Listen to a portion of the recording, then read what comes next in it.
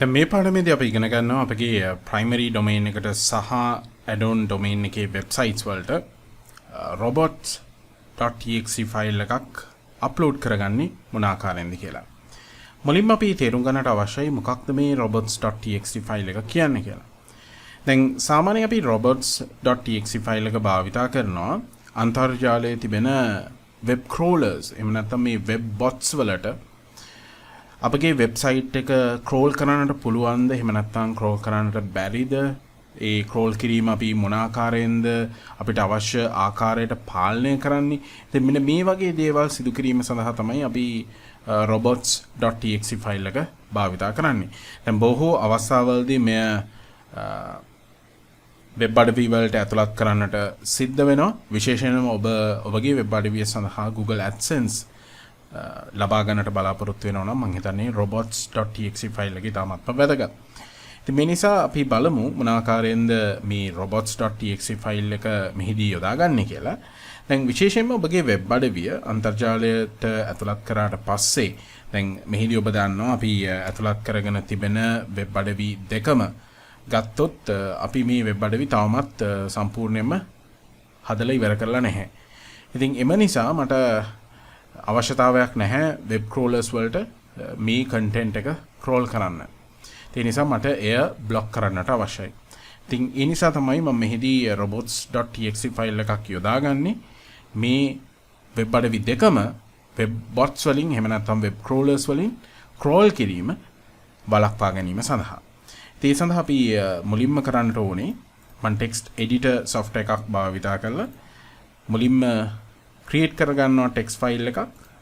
අපි මෙහිදී text file එකේ නම වශයෙන් ලබා දෙනවා robots.txt. මෙහිදී txt කියන්නේ ෆයිල් ටයිප් එක. අපිට පේනවා ඇති මම robots.txt මෙහි නම ඊටම වැදගත් නිවැරදිව ඇතුළත් කිරීම. ඉන්පසු අපි මෙහි ඇතුළත් කරනවා ටෙක්ස්ට් එකක්. අපි මුලින්ම user dash agent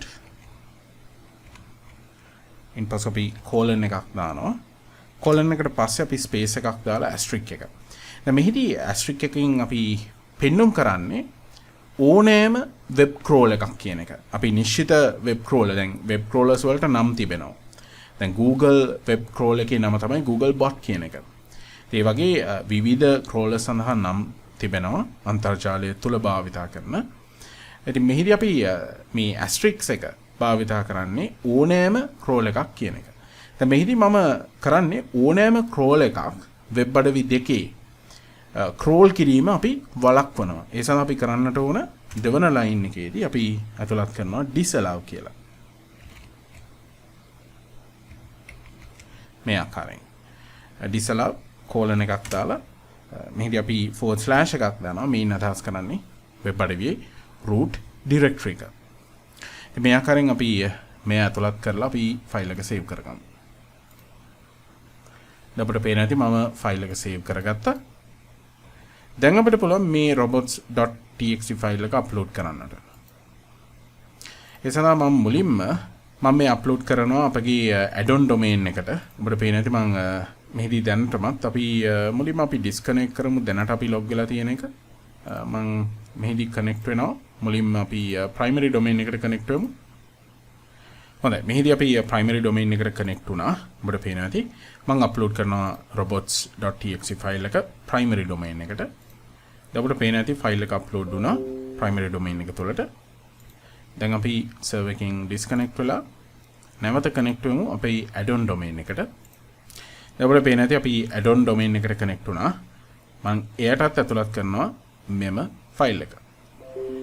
අපිට පේනවා ඇති අපි අපගේ වෙබ්සයිට්ස් දෙකම සඳහා robots.txt ෆයිල් එකක් අප්ලෝඩ් කරගත්තා. ඉතින් අපිට බලන්නට පුළුවන් මෙය නිවැරදිව අප්ලෝඩ් වෙලාද කියලා. primary domain එකට පස්සේ මම ටයිප් කරනවා robot.txt කියලා. robots මේ ආකාරයෙන්. පසුව අපි enter කරාම ඔබට මේ ආකාරයට එම ටෙක්ස්ට් ෆයිල් එකේ කන්ටෙන්ට් එක බලා ගන්නට පුළුවන්. ඉතින් ඒ ආකාරයෙන්ම ඔබට පුළුවන් add-on domain එකෙත් බලන්නට robots.txt ෆයිල් එක වල පේන ඇති domains දෙක සඳහාම අපි නිවැරදිව robots.txt ෆයිල් එකක් ඇතුළත් කරා. දැන් මීළඟට ඉතාමත්ම වැදගත්ම දේ තමයි ඔබගේ වෙබ් අඩවියේ කන්ටෙන්ට් එක නිවැරදිව සකස් කරාට පස්සේ මොකද දැනට වෙබ්සයිට් එකේ කන්ටෙන්ට් එක තියෙන්නේ මේ ආකාරයෙන් under construction කියලා. තාමත් ඔබ වෙබ් අඩවියේ මේ වෙබ් අඩවිය නිර්මාණය කරගෙන යන අතරේ සිටින්නේ. ඉතින් ඒ නිසා තමයි අපි මේ robots.txt ෆයිල් එක ඇතුළත් කරලා මෙහි වෙනස් කළේ වෙබ් ක්‍රෝලර්ස් වලට මෙය ක්‍රෝල් කරන්නට බැරි ආකාරයට. මොකද සාමාන්‍යයෙන් වෙබ් ක්‍රෝලර්ස් වෙබ් අඩවියකට ගිහිල්ලා එය ක්‍රෝල් කිරීමක් සිදු කරනවා.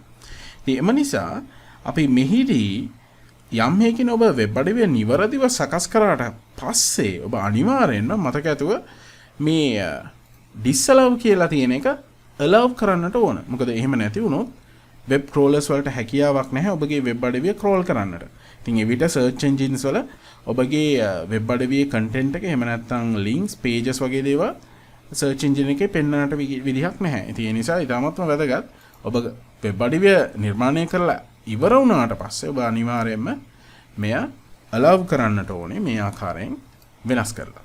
මෙය අප්ලෝඩ් කිරීමෙන් ඔබට පුළුවන් නැවතත් වෙබ් ක්‍රෝලර්ස් වලට ඔබගේ වෙබ් අඩවිය ක්‍රෝල් කරන්නට අවස්ථාව සලසා දෙන්න. මේ ආකාරයෙන් තමයි අපි robots.txt ෆයිල් එක ඇතුළත් කරන්නේ ඔබගේ වෙබ් සර්වරය තුළට.